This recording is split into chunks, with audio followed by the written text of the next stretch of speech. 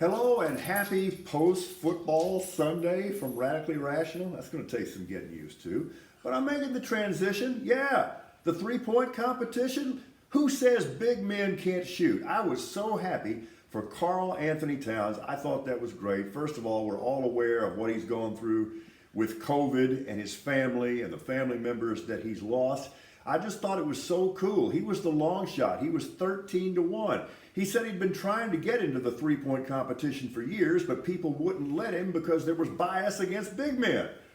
And then he just rings up 29 of them, and keep in mind he's shooting over 40% from behind the arc on the season. I just thought that was great. I do want to take just a moment to pay tribute to the late Charlie Taylor. If you're of a certain vintage, perhaps you can remember Charlie Taylor. He was as elegant a player as the National Football League ever had. And this is remarkable. He started his pro career as an all-pro running back, and then he made the transition to all-pro wide receiver. So he was Debo before Debo was Debo. He also was maybe the prettiest route runner I ever saw. Charlie Taylor, here's to you. Rest in peace. Got an opportunity tomorrow that I'm really looking forward to. My buddy Anthony Pittman and I are going to be filling in on the Chris Duell show tomorrow because both Chris and Shannon Sweeney have the day off. So we're going to hang out from 6 to 9. That's on the Ticket 760 and AM 1300 in Austin. You can also hear it on the iHeartRadio app. We're going to be talking about some important things. We're going to take a look at where the Spurs stand in the sports spectrum right now. Maybe talk a little bit about Greg Popovich and my opinion that people who are telling him to shut up just don't get it. We'll also be talking tons of NFL football. Again, that's from 6 to 9 tomorrow. Now, real quickly on the news side, I'm always fascinated at the interrelationship between individual psychology and history. In other words, how the psyche of just a given individual can impact history. So it's kind of a combination of two disciplines. Is that psychohistory or histrocology? Either way. Okay, let's use two examples.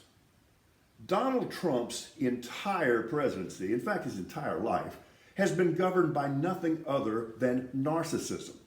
It's not the most important thing, it's not the most important factor, it's the only one. And it really explains why Vladimir Putin, was cozying up to him and currying favor, because all you have to do is tell Donald Trump that you love him and he'll do anything. And that's what this was all about. That's what this was all about. This is what the Russian tampering in our elections was all about. Which brings us to the psychology of Vladimir Putin. He has always seen himself as an historic figure. Let's not kid ourselves. This guy is pure KGB. And when the old Soviet Union came apart, certainly he took it personally, and his life's mission was to reassemble it. Now, he was smarter than some of his predecessors, obviously, and that's why he got away with it.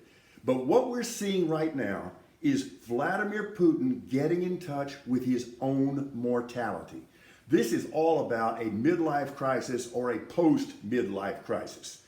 He's always seen his life mission of reassembling the Soviet Union, and now he realizes that he's running out of time. So once again, a situation where an individual's personality and psyche can impact history. And that's what's going on. One more historical note, February 20th, very important day. It was on this date in 1962, John Glenn became the first American to orbit the Earth. Godspeed, John Glenn. Happy weekend. Talk to you tomorrow.